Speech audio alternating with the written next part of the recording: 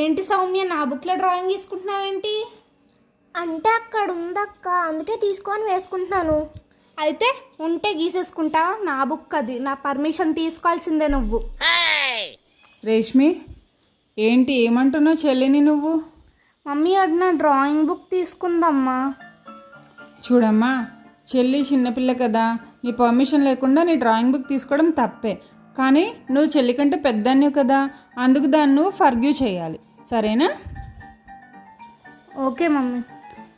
Very good. Forgiveness is a good habit. Okay okay mummy.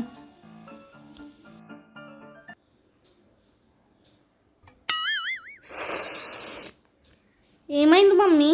కాలు దుక్కేసావు. Oh forgiveness, it's okay mummy.